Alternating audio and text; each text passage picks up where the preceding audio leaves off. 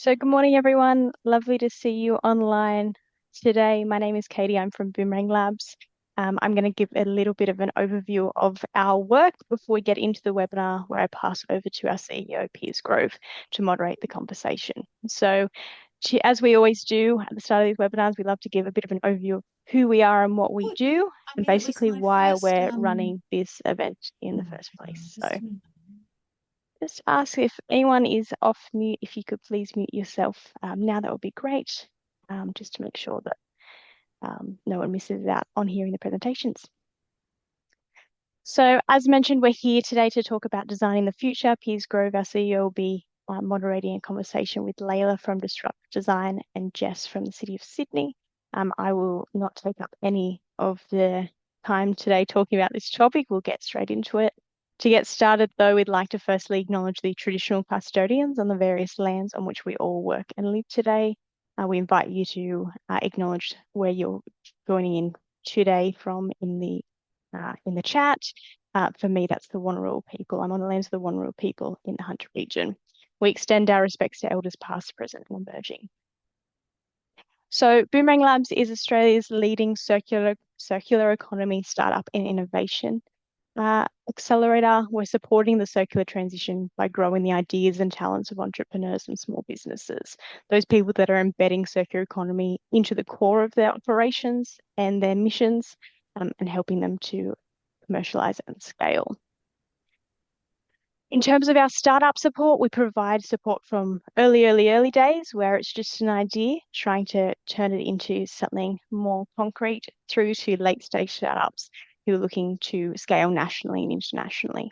These webinars that we've been running monthly for about 3 years are a big part of what we do in terms of building community and making sure that we're not just building startups to then swim out and try and find an ecosystem, but we're actually trying to help grow understanding of the circular economy and identify who the right markets, partners, collaborators, and supporters are in this space.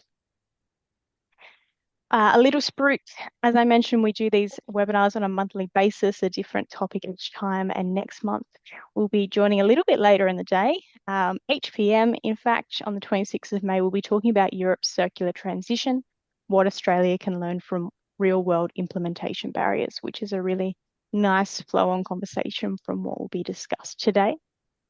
We have 3 Aussies on the call, all working internationally, so it would be really interesting to hear their perspectives in terms of the local perspective when they've been working in Australia and how circular economy is adopted elsewhere as well.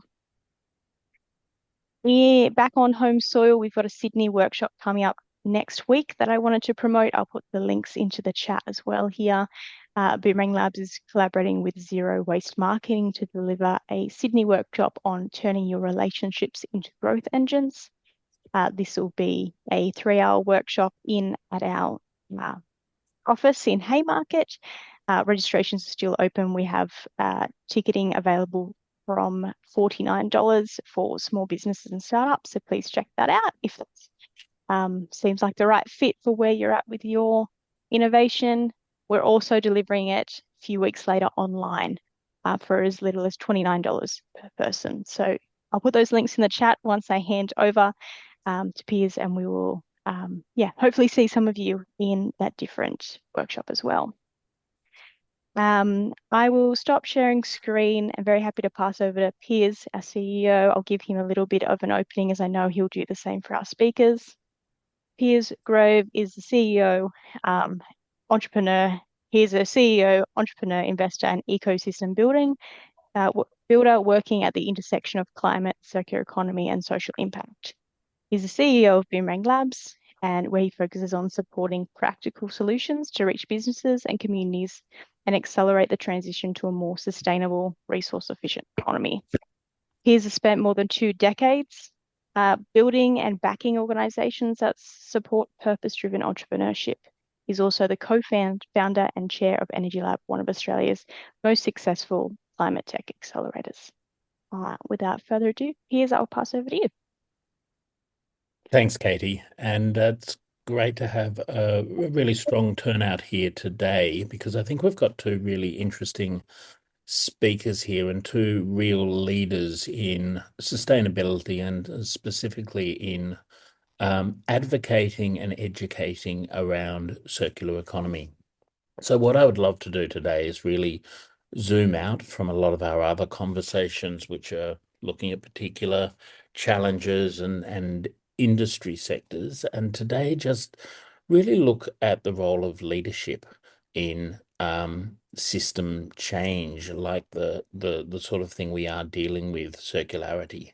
It's such a daunting task that it sounds like such a simple concept to kind of grasp at a very, very top level, but the deeper that we go into it as a society and as an economy, it gets more and more um, complex and challenging. And the role of leadership in that sort of transformation, I think, is really interesting and one of the bigger challenges. So I'm just going to give you a very quick intro to Jess Miller.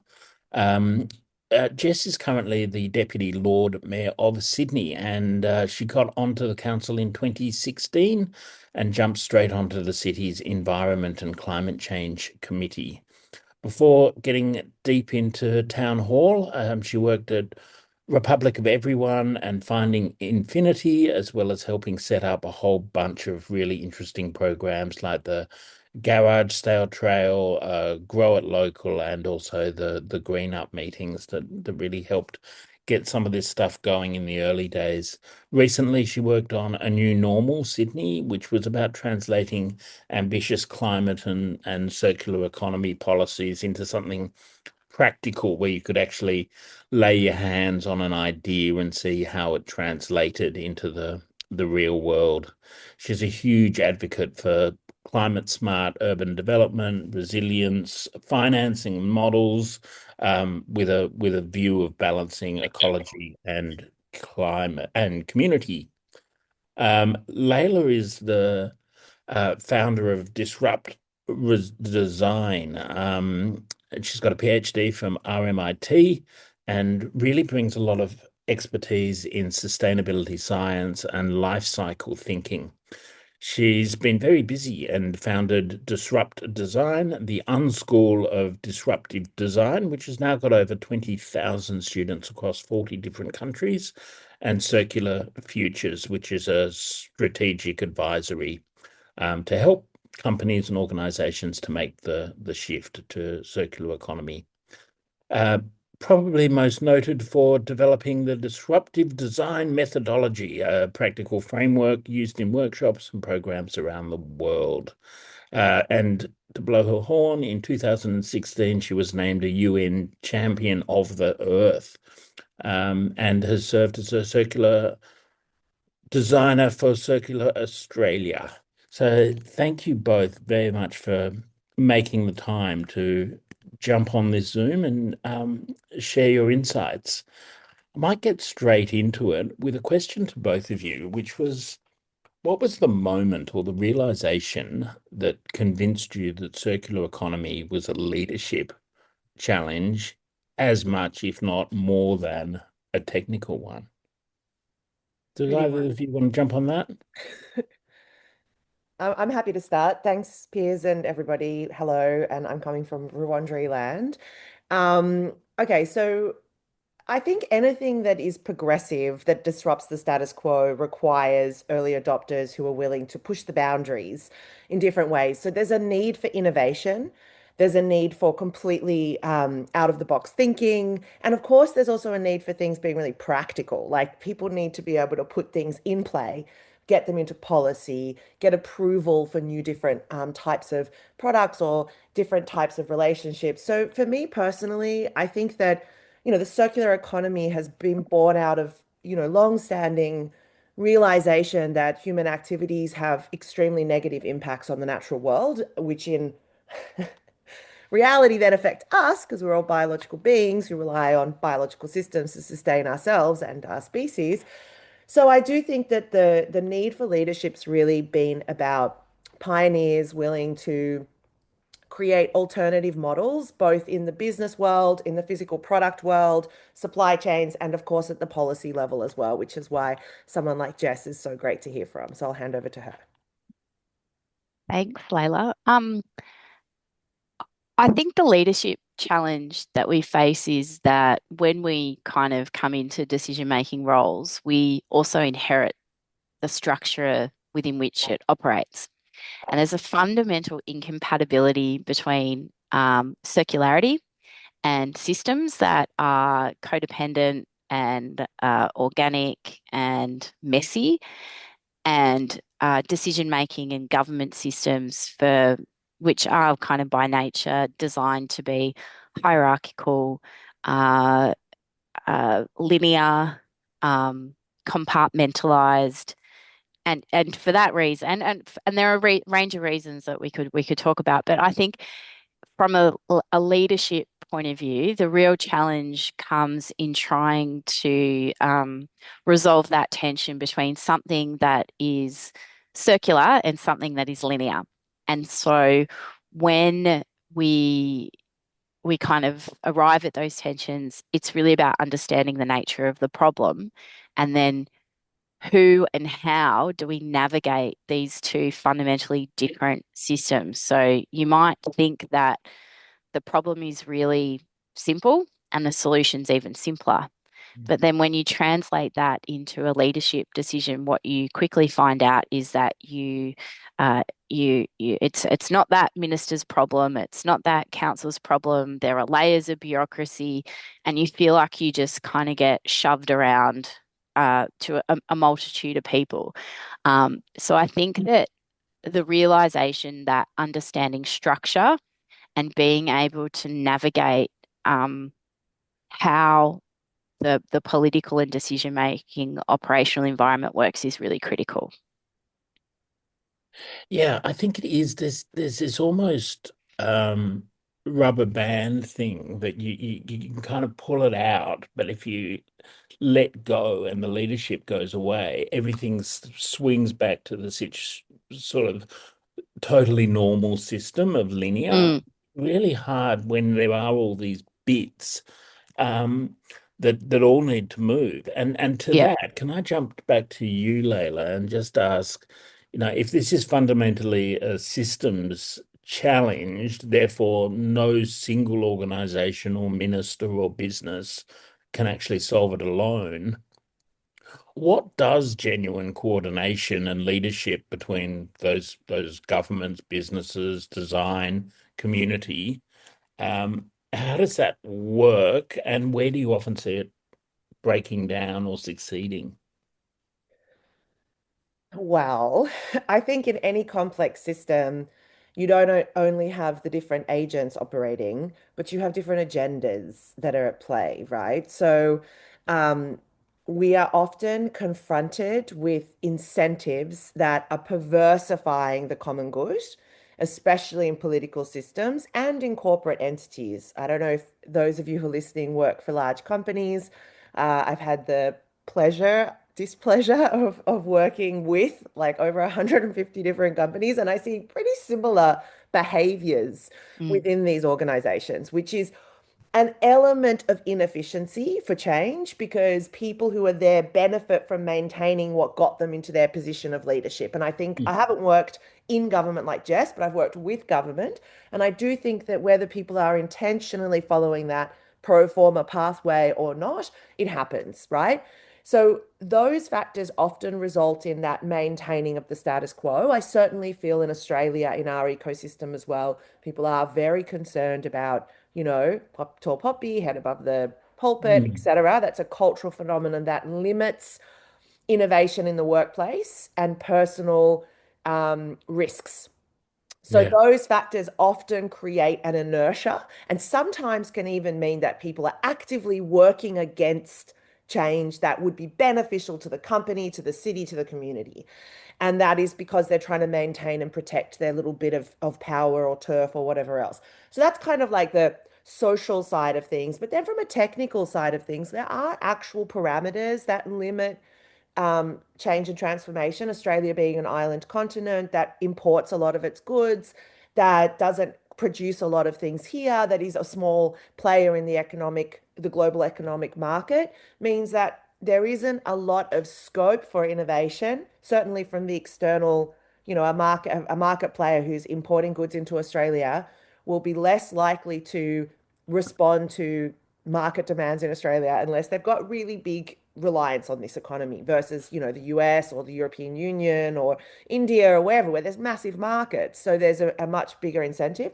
So that does mean we need more homegrown solutions that meet our specific unique problems.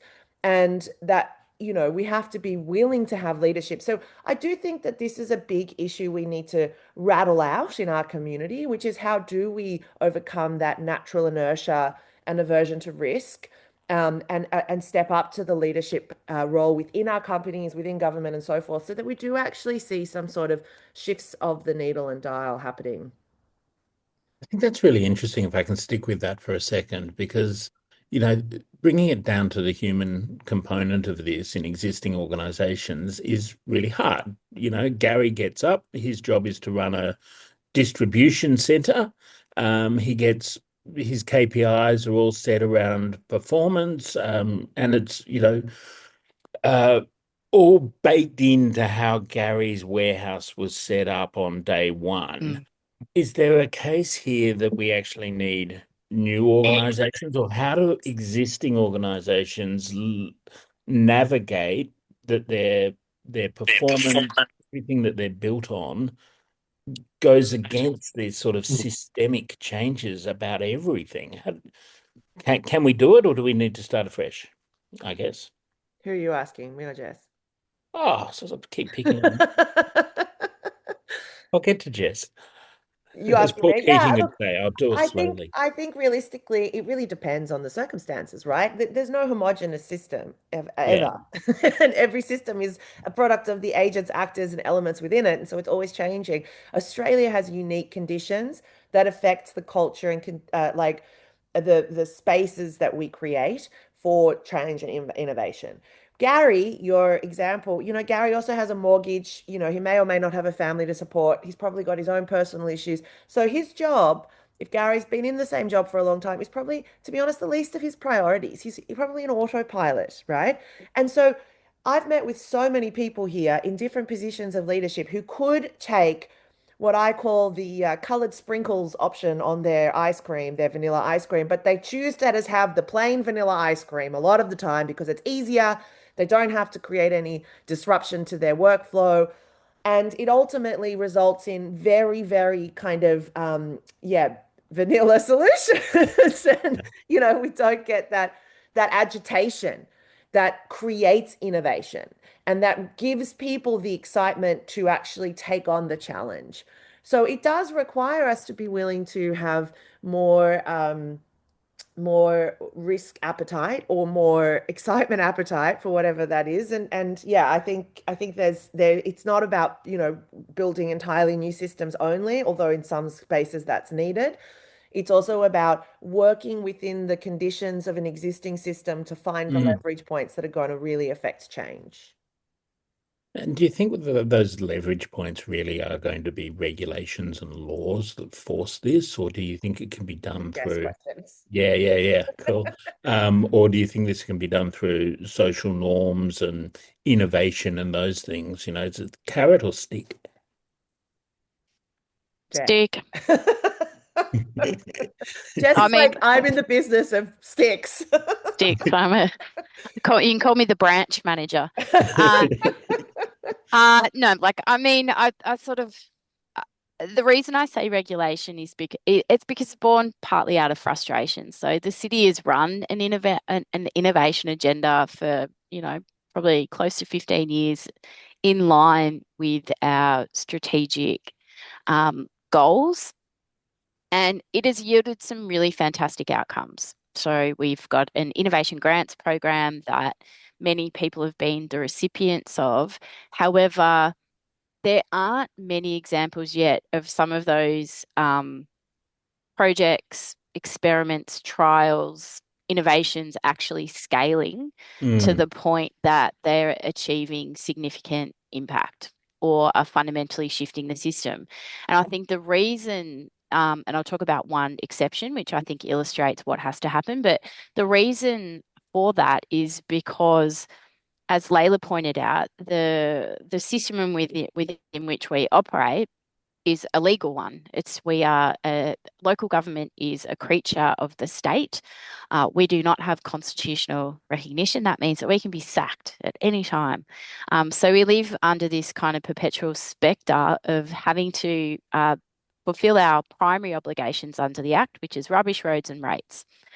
We are not able to levy waste charges as we see fit.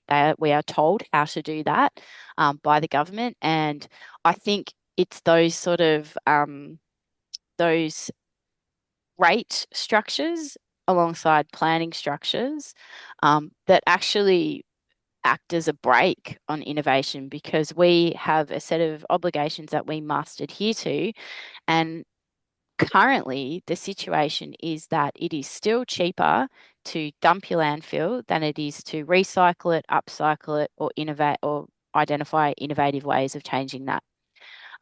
We have advocated, I think my favourite worst ever environment minister was Gabrielle Upton, and she was just so deaf toward the issues, the really foundational issues that local councils faced in terms of, not just innovation, but she was blind to the fact that we were running out of landfill space for many, many years. So that just led to this absolute inertia for the best part of a decade, which finally got a little bit of traction under Matt Keane and then more so under Penny Sharp. But really, what we kept pointing at is that this system is flawed. The increased cost of land and now fuel is front and center, means that it is no longer sustainable or tenable to take waste from the city, put it in a truck, and put it over there. And as we're seeing now, like the cheap kind of solution to this is to burn it, but nobody wants to live next to an incinerator. So it's this very interesting situation where we hit a regulatory ceiling time and again. We advocate consistently as the City of Sydney, but also collectively as SSROC, which is the Southern Sydney Regional Organisation of Councils, as Resilient Sydney, which encapsulates 33 of the metropolitan councils. But we really do need to have that kind of collective advocacy up to the government and manage them up and make sure that they're like radically aware of the systemic constraints that we face.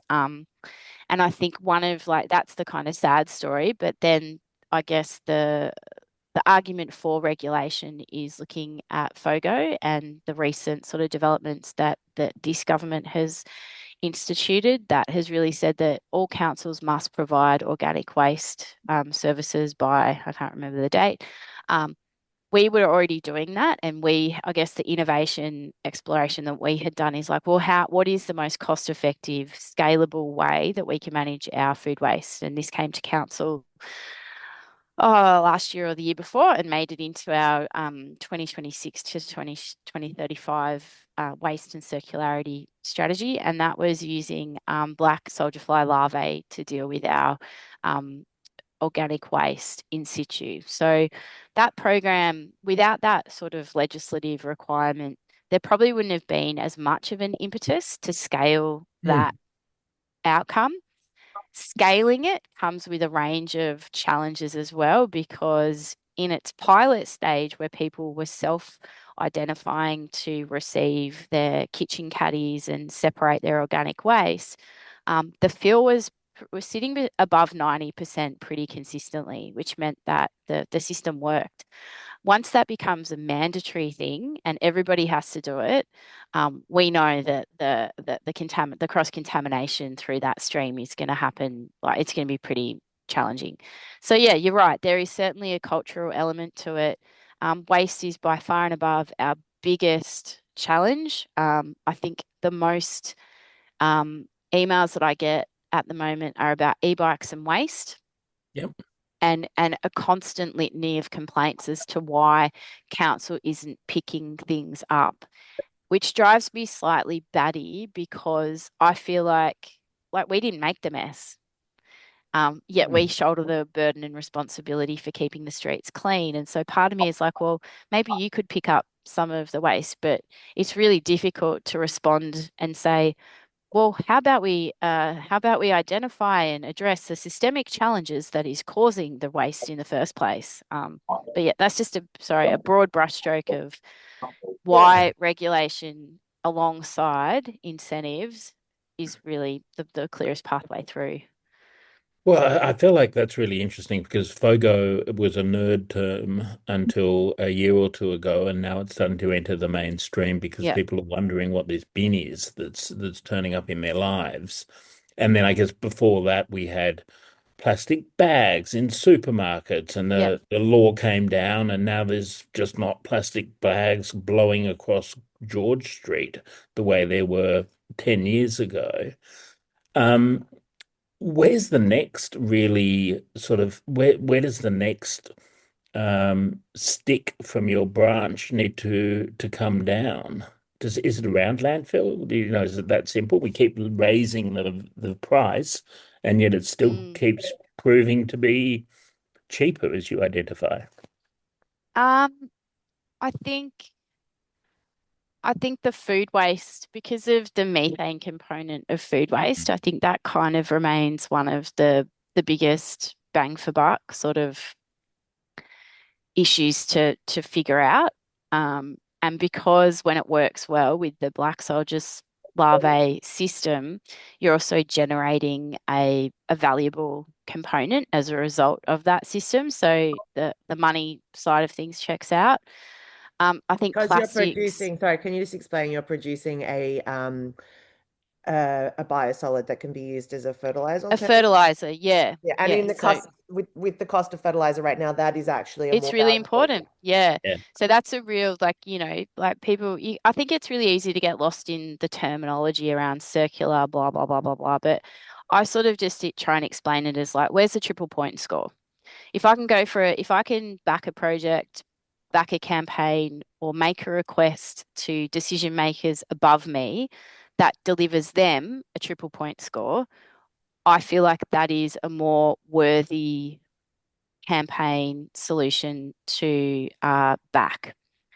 So to Layla's point, yes, like this, the FOGO, the black soldier larva fly thing is great because it does provide a triple point score. It saves us money because we're able to address a waste stream in situ. So the organic waste doesn't leave the LGA, and that's really important because organic waste requires transfer stations, it putrefies quickly, and there aren't any. The biggest driver in the waste conversation is the cost of land and availability of land, and the only places to dump waste is way further, but you got to get it there. So Yeah. anything that we can do in situ to avoid the mileage and the fuel now is really important. And yes, it does provide a beneficial output for fertilizer. The issue with that is again scalability in Mm. order for GoTerra to be able to take that business to a level that could service the entire metropolis of Sydney requires huge capital investment.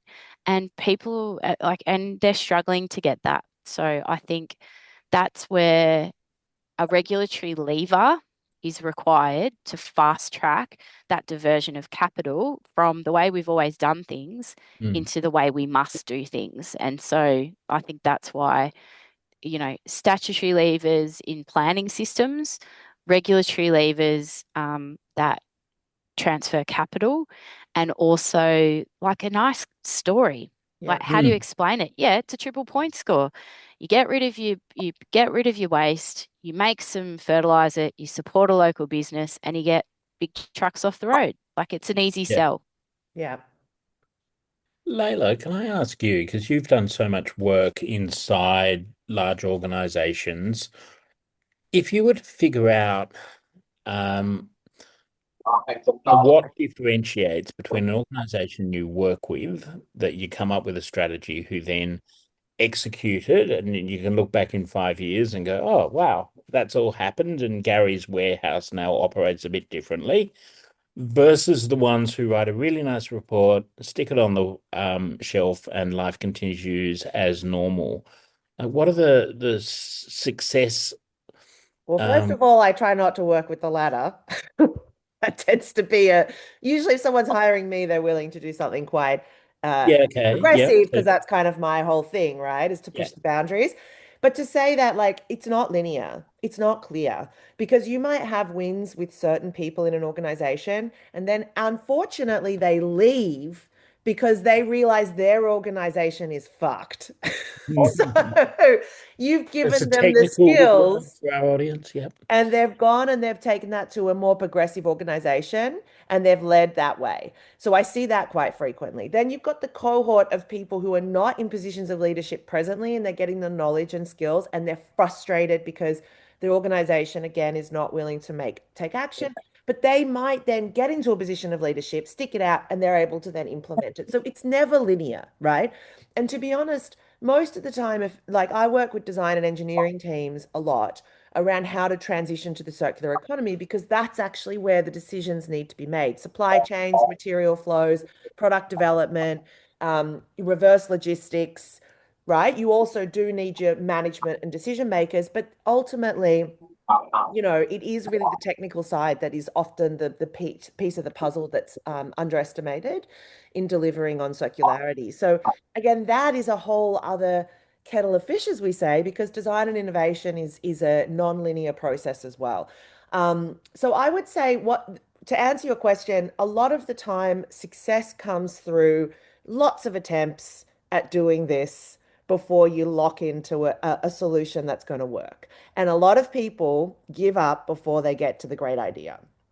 So it's a reality that it is an innovation cycle or a business transformation process. And so, if the status quo, like what we see with the energy sector, with the plastic sector, is they're going to mine as much as they can out of their current business model, and then they will transition. But they will not transition until they have completely exploited their existing business model. And that would only change if, to Jess's point, there was effective legislation that forced them out of the polluting, extractive, damaging system into the ones that they already know are possible in more innovative ones. But yeah, I just think realistically, the organizational system will be the key indicator as to whether or not change will happen from inside or if it'll be required from the outside, meaning regulatory sticks. But if I can just add to one thing that Jess said, because Jess perfectly illustrated the kind of end of pipe problems, which is what do we do with all this waste once it's produced? And getting organics out of landfill is a fundamentally like progressive thing, and New South Wales is leading the way. I've done quite a bit of work on this with the EPA in New South Wales and different stakeholders. Once you get organic waste out of landfill, you get many benefits. First of all, you do get more landfill space, which worries me a little bit about what they're then going to fill it with. But second of all, you do have that methane reduction and Mattresses. you generate economic outputs if you do it well. Okay, so that's great. But a lot of the other product categories, so complex electronics, small household items, clothing waste, a lot of our household waste, soft plastics, etc., um, they're designed failures. They're design decisions that create problems that people like Jess and her government have to pay to have solved. As consumers of these products, we are forced to bear the burden of bad design, and it is an economic impact on us because we pay our local council to provide the service of removal. So the fundamental thing for me is that this is not just an end of pipe problem. This is a design problem, and we do Mm. not require companies to be accountable for their terrible decisions. And they could make better decisions, but they choose not to because they don't have to. So that's where that individuals as, citizens, we have this burden that bad design places on us, and then governments have to try and find solutions to these problems. So really, which is what the circular economy is trying to do, is to go all the way back down to the beginning of the system and start to, tweak and engineer the way products and services are designed so that we don't end up with these unintended consequences that could be rectified by better design decision making. Yeah, well, I mean, so often the decisions that are made at that design phase are actually not borne by that organization. They're borne much further down the line by, poor Jess and her local council who get left with the mess, or the retailer gets left with a really poorly designed product. Is that something that we can actually engineer out? Is that a stick, or is that innovation? And I'm also kind of curious about your comment there around like needing to iterate to find the right thing, which sounds like a very expensive thing. So everyone will just sit back and go, oh, well, someone else can do that, and we'll come in later. Um, I don't know what the question was Well, in I there. mean, the iteration is really so a lot of the solutions are available. It's a willingness to test the situation in situ with your community. You know, every different society is different. Every community within society, like Jess mentioned, the studies they did on FOGO, and how all those early adapters who are like us, who are like, yay! And then you've got everyone else who's like, fuck, what's this? Like, there's flies in my kitchen now. I hate this. Right. And so you have to, the iteration is not just about the technical solutions, it's about the design of that in the system and how efficient, effective, desirable it's going to be. I have seen so many bad circular solutions be put into play because the packaging's too heavy, because the return system is cumbersome, because the way in which the product Mm, is being re-delivered to the consumer is icky, right? I always talk about the ick factor. People don't want to reuse things that other people have used. So you have to kind of design for the psychological effect that these things have. And you also need to make it desirable, sexy, all the cognitive tricks that normal communication marketing strategies use, we need to apply to how we design our circular and sustainable products. But I think one thing that Jess and I can talk to together is just let's just take an example of single-use packaging. Okay, I think everybody here knows the problem, whether it be coffee or takeout sushi containers. But think of like the CBD, a busy lunch during the week. The amount of single-use plastic packaging waste that's produced is phenomenal. Okay, I don't know the numbers, but I'm sure it's and then Jess mentioned, them blowing out of bins. You've got your ibises that come along and help themselves to your leftover sushi. So they're causing all of these problems that then the Jess's community has to deal with, right? So I think a lot of people, when they come to circularity, they come with a desire to solve problems like that because these are problems that we encounter every single day. And I think the issue here is that what we've seen from the studies that have been done overseas is that you need to have a system-wide switch that flicks on that is solving at scale in a community in order for people to then just adapt to the new system, mm, right? mm, If you've gone one lit like those coffee, it's very cool that people are working on like there's a few places you can add a coffee cup, but like it doesn't work like that. We are not like that. We are herd animals. mhm. Okay, we respond to the herd. So it needs to be so ubiquitous that this is just the new normal and you do not need to question it. So that requires um, multi-level intervention across, say, all the food retailers. That requires washing stations, collection, drop off, whatever app or system, that all needs to be designed as a whole system and then put in place and then switched on so that from one day to the next, people are like, oh, this is the new system. There will be some resistance, but you've designed for that. You've made it fun, exciting, blah, blah, blah. So that is how you actually get these types of circular systems into play. And I'd love to hear what Jess thinks of that from when she's listening, going, well, yeah, that'd be great in utopia, but we live in reality, and that is what would happen, Jess. You're muted, by the way.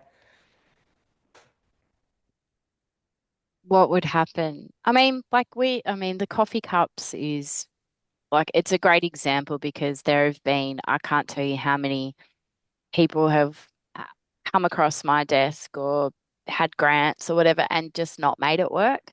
Um, Mm. it's not to say it can't work, but again, it comes down to scale.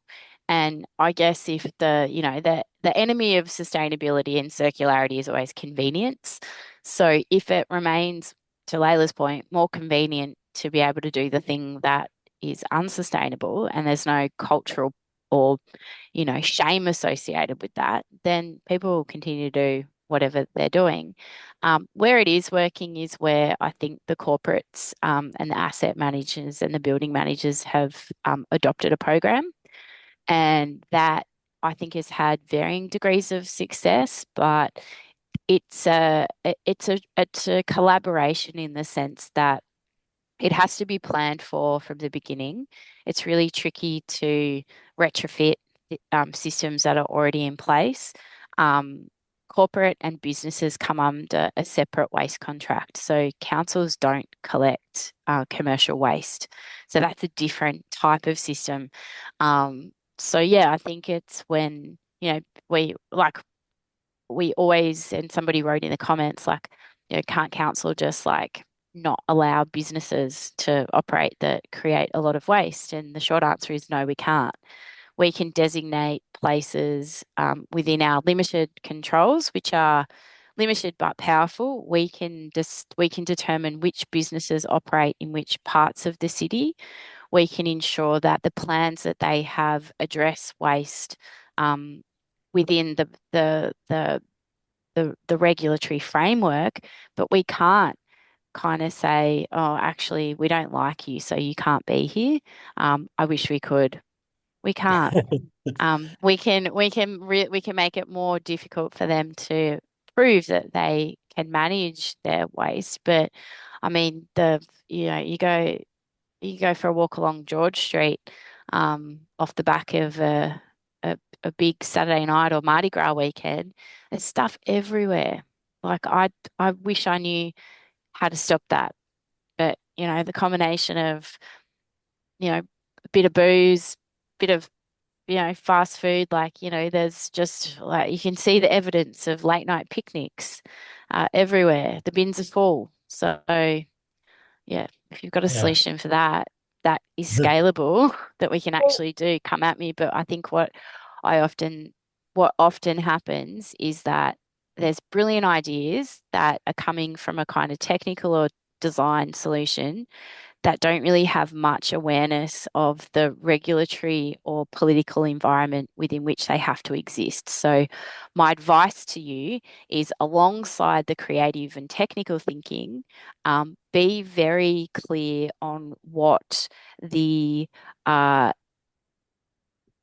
policy context is at a state level. So whether it's the Mm. National Packaging Covenant, what does the Building Code of Australia say? What is the state government's policy on single-use plastics? When do they need to have that sorted by? And then what is council doing? So I think that's really being able to understand and interpret those documents is how you're able to best marry your solution with a statement that the government has already said that they're working on. Um, yeah, because governments are not, most government is aware that they are not the place where innovation Mm. happens. But if you can really clearly articulate how your idea solves their problem, you'll get the funding to at least give it a crack. Yeah. Yeah. Layla, did you want to jump in? You look like you want to jump in. well, there's some great things popping off Yeah. in the comments, I have to say. Yeah, the comments are going Yeah, nuts. good, great. I'm reading them all. The German Christmas market. Well, Germany has some pretty cool regulatory frameworks. And if you think about the way the European Union works, at the European Union level, they implement rules like circular economy strategy and the new packaging laws, which are really strict. And then the countries act as like a state that has to then implement that. And so, Germany's been a progressive in this space for a long time. They've got a new rule which states that any food service retailer has to provide reusable as if they offer Mhm. single use. So there is an option for people to opt into a reuse. So that's a kind of like gateway process. Um, but I do think that realistically, one of the when we someone else is talking about collaboration and when we have silos, so like one big building, yeah, that's great. There's maybe a couple service providers in that building, or there might be a food court in the bottom. So they do have agency to require those retailers to implement change. In fact, the EPA project I just did, systems mapping work for them, and the data is available now on their website. But I worked with shopping centers, and that was fascinating because shopping centers do not require their food retailers to have any sustainability goals or waste management. But now with the new FOGO rules, they're going to have to, because it is the shopping center who is accountable for the non-compliance of their Mm. retailers, right? So now they have to figure out how to force their juice bars and their KFCs to actually use the FOGO bins and to create that system. So it's a really interesting ecosystem as an example. And so a building in the city could do the same. But ultimately, unless you have multiple players working at this from different perspectives, you get like this kind of like little bit over here and a little bit over there, but it doesn't create that synergetic change. And Yeah. so, we are still in early stages of this as a movement. And there are great things happening. It is still very like Mm. schismatic all over the system. So it'd be great for us to see more harmonization of that. And I think the FOGO rules are a really great example of that. And we're going to see a lot of new innovation and implementation there. But yeah, Mm. I do think collaboration is critical. And if you're not familiar, there's new ISO standards on the circular economy that came out in May 2024. And there is quite in ISO 59010, just to get nerdy for a second, there is clear guidelines on how to design interorganizational systems for achieving circularity. And that really does require a particular type of shared KPIs, goals, and objectives. And they set out a framework for how to achieve that, because it is one of the sticky points. You've got competitive systems that don't want to work together to achieve the outcomes. Someone mentioned the ACCC, and I'd love to see the ACCC take leadership on this, like they did with the greenwashing guidelines, Yeah. back in 2010, which were literally the first in the world to create marketing and communication guidelines to protect us as Australian consumers against people making up shit about the sustainability of their products, although they still do. We all know that. But there could be a really big scope there for encouraging players in the same sector to work together, or Mm. larger ecosystems to collaborate to solve these problems. Yeah, I think that cooperation piece really ties back in with the leadership narrative, like getting that groups to come together. Jess, can I? We're running out of time, but I wanted to just get you to talk for a moment about the new Normal Sydney project that you did, because it seemed to me to be a really good manifestation of like, see, we can get people to work together and see here it is. Can you give people a bit of a background on that and what you managed to facilitate through that?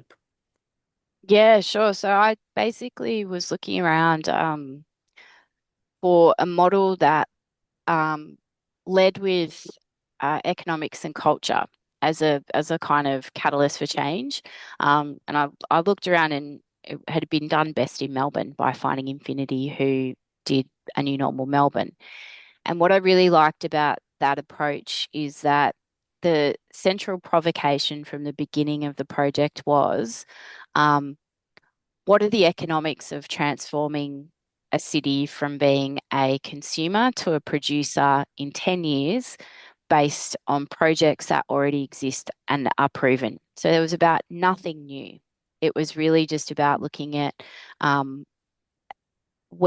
how far we could get to, and what are the things to prioritize across water waste and energy. And so I really just worked with Finding Infinity, and Ross Harding took the model from Melbourne and plonked it onto Sydney with the support of the EPA and a bunch of other collaborators. And it's about identifying or coming up with projects in teams. So each team had comprised of like a land or an asset owner. So it could be commercial, government, council, a designer or an architect or a landscape architect, depending on the nature of the problem they were going to solve. And then also each team had a cultural voice. So whether that was somebody from the South Indian community in Western Sydney, somebody from like a First Nations lead or whatever. So there was also that kind of like the wild card component of it as well. And so really what we did is it was about um, coming up with it didn't have to you didn't have to say how exactly it was going to work, but it was about selling a vision. So that's where having the designers was really important, because you could come up with a render, and this is where the political and cultural communication is really important, because you're giving people something that they can back and point to and say that Like, we want this. This is what it looks like. And from those 16 renders of different projects, which ranged from solutions to with EVs to bus stops to retrofits to waste to energy, whole range of things, we chose, I think it was about 8 that we built as prototypes Mm. for Vivid Sydney. And that was an opportunity. And we didn't talk about anything about, we didn't mention circularity, we didn't mention the environment, we didn't mention climate. It was basically the presentation was, here's a bunch of cool stuff that you can come and check out as part of Vivid with your family. And it was part of an effort to normalize what's possible and make it not seem off in the never, never, and make it feel like it was grounded in reality and truth. And so that was, I think it was attended by the Environment Minister. It was also attended by the Arts Minister and Transport Minister, which was great. And it catalyzed a bunch of conversations and sort of pointed, I guess, it pointed collaboration in the right direction. And it was pretty self-conscious about uh, forming the relationships that ultimately are the basis of any kind of not just innovation, but implementation. So I think it's easy to get caught up in the shininess of we could do this, we could do that. But the Mm. tricky, hard bit is like how. Yeah. And to answer that, you need to bring the bureaucrats on board. You need the designers, you need the landowners, you need the engineers, and you also need that kind of movement behind it and desirability that Layla alluded to. So yeah, it was pretty fun. It was Yeah, very I guess difficult. I will admit it was very difficult to pull all that together. I remember you surviving it. Just Um, yeah. but Do lots of difficult things so well, though, Jess. Oh, yeah, thanks, guys. Love that for me. it's interesting. I'm very aware that we're just about at time, and there's some questions in here, and there's so many, and I really appreciate everyone jumping on. But I guess we one of the things we've talked about, Jess, here is that the local council is where the rubber hits the road on many of these things. And you talk about let's get some sticks at the state level. Where does federal fit into this versus state, and how do we divide and conquer? Um, like that to me, they seem almost a bit irrelevant. Okay. Like, sorry to, I No, mean, sorry. I mean, if you kind of like, I always think about the distinction between federal, state, and local and their relative importance. Like, if you took one level away, how long would it take you for you to notice? If you took mm, away local government and your rubbish didn't get picked up for a week, you'd notice. If you took away state and all of a sudden the transport police and nurses and teachers didn't show up to work, you'd notice. But if you took away the feds, like, I wonder if you'd really notice. Um, or how long it would take. It might take a bit longer to notice, but I don't know. I mean, National security might be the thing that would well, there's that, cause yeah. that. But I think like they sort of set a bit of a vibe. yeah, okay. But I feel as though the feds are the level of government that most need to be managed up. And if you're able to come up with a solution, if you can run it through a council, get all your other councils on board, that's you, that's us managing up um, the state. And then if you can get all the premiers or the environment ministers together at the state level, then you're managing, the premiers cabinet people. You're managing up the Fed. So I think it's a good strategic consideration, especially now given the fuel stuff. The real conversations that we're having at the moment, and fortunately for the city, we've been in the process of switching over to electric vehicles for the best part of 10 years now. So we're not getting caught out with fuel prices as much as many other local councils, but we still, like our contractors, use fuel and diesel to run the trucks, and we're going to have to institute a levy probably to compensate for that additional cost. So, yeah, I think it's a good thing is being able to go to the federal environment ministers and be like, hey guys, we're doing it. Here's how it works. Here's one we prepared earlier. Now, here's how much we need from you, or here are the regs we need you to get rid of to make it better. Yeah. And I think my advice to anyone engaging with government, whether it's local, state, or federal, is to be very tight on your ask. Don't assume anyone making these decisions has more than 15 minutes to get their head around it. Mhm. And if you can come in there and go, here's the problem, here's why it's a problem, here's evidence of the problem, here are three solutions. We've thought through all three. Here's the best one. Here's how much it costs, and here's how you look like a hero for backing it. Your chances of success in terms of policy change, advocacy, or funding, I feel are hugely increased. Yeah. Mm. If I can just add, I think the Fed's role in this, in the circular economy specifically, is putting in place incentives in the system where they can create quite transformative outcomes. So one thing that I've advocated for back when I contributed to the Circular Economy Ministerial Advisory Committee that Plibersek ran was for a national design policy that required designers of products or goods to actually be able to verify the environmental performance of those. This is best practice, connects in with European legislation. Of course, we also need to address imports and so forth, but there are different points of the system that the feds could create small policy shifts that could create quite transformative change within an industry or sector. Mm. And I do think that that's a really powerful role that they're underutilizing, and that therefore they're not stimulating the innovation that would actually get us to a better outcome. Mm.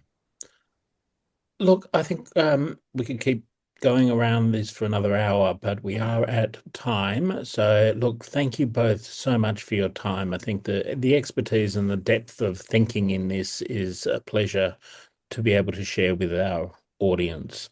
So I'll hand back to Katie. Thanks, guys. Thank you. Thank you so